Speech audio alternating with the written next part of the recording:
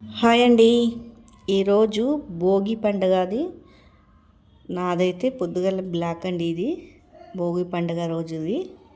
ఇక్కడ వచ్చేసి పూజ అయితే అయిపోయిందండి. ఇక్కడ మా మన్మలు చూడండి పతంగులు తెచ్చుకున్నారు. ఇక్కడేమో వంట అయితే చేస్తున్నానండి. ఈరోజైతే బెల్లం అన్నం వండుకుంటారు కదా, బెల్లం అన్నం అయితే చేస్తున్నాను. నా ఛానల్ ఎవరైనా ఫస్ట్ టైం చూస్తున్నట్లయితే లైక్ సబ్స్క్రైబ్ అయితే చేసుకోండి. సపోర్ట్ అయితే చేయండి. కొద్దిగా మీ సపోర్ట్ అయితే చాలా అవసరము. సపోర్ట్ చేయండి. ఇక్కడ బెల్లం అన్నం అయితే వండుకుంటున్నాను. అన్నం బాగా ఉడికిపోయాక బెల్లం వేసుకోవాలా. వేసుకున్నాక మెత్తగా అయిపోయాక బెల్లము అన్నం అంతా అప్పుడు పైనుంచి పాలు పోసుకోవాలా. ఇక్కడ చూడండి పక్కకేమో శనగపప్పు పెట్టానండి పూర్ణాలు చేసుకుంటానికి. ఇక్కడ బెల్లం అన్నం చేసేస్తున్నాను. ఈ బెల్లం అన్నము నైవేద్యంగా దేవునికి పెట్టాలా. బెల్లము అన్నం ఇట్లా బాగా ఉడికిపోయాక ఇక్కడేం పప్పు పెడుతున్నాను పూర్ణాలకి. ఈరోజు మీరు ఏమేమి చేసుకున్నారు కామెంట్ అయితే చెయ్యండి పండగకి. ఇక్కడ వచ్చేసి అయితే పాలు పోసుకొని కాజు కిస్మిస్ వేసుకున్నాను. ఇక్కడ బెల్లం వేసుకున్నానండి.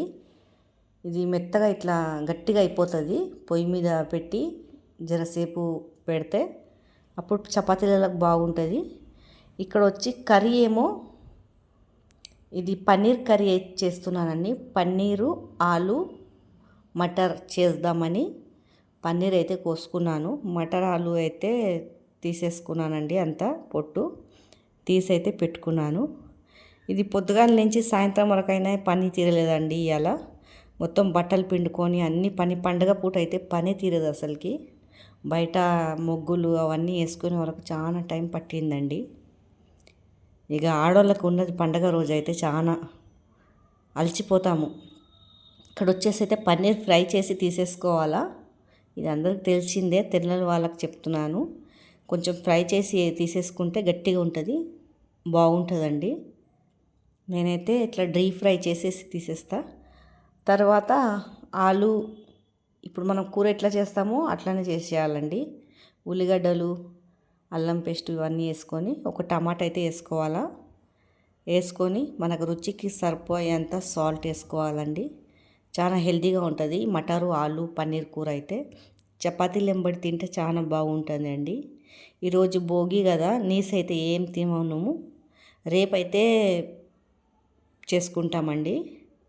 అందుకే ఈరోజైతే ఈ కర్రీ అయితే చేశానండి. తర్వాత నీళ్ళు పోసుకోవాలా.